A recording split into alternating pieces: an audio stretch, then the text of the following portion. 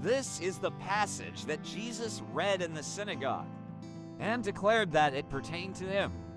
This is the beginning of a long list of what the Jewish leaders considered offenses worth having him killed.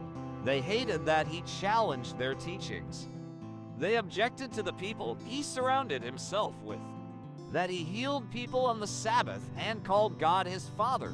They really hated the fact that they were losing their power over the people. They knew that they were already on shaky ground with the Roman rule, because they did not acknowledge the emperor as a god. It was only because the Jewish people said that their God, Yahweh, was not of this world but in heaven, that they were given the freedom to practice their faith. Jesus was threatening that as well, as far back as the early days of his ministry. John had sent emissaries to Jesus to ask if he was the one or if they should look for another.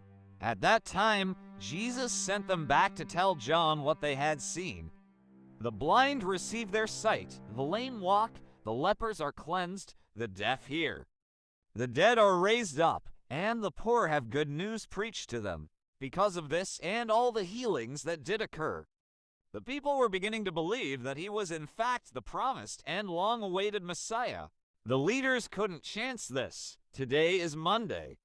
By the time we reach Friday, the plotting and planning will find its culmination in the crucifixion.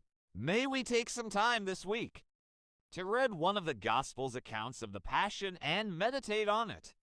Picture yourself at the foot of the cross and tell Jesus how you feel about his sacrifice for you.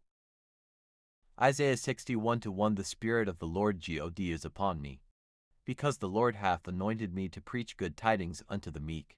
He hath sent me to bind up the brokenhearted, to proclaim liberty to the captives, and the opening of the prison to them that are bound, to proclaim the acceptable year of the Lord, and the day of vengeance of our God, to comfort all that mourn, to appoint unto them that mourn in Zion, to give unto them beauty for ashes, the oil of joy for mourning, the garment of praise for the spirit of heaviness, that they might be called trees of righteousness, the planting of the Lord, that he might be glorified.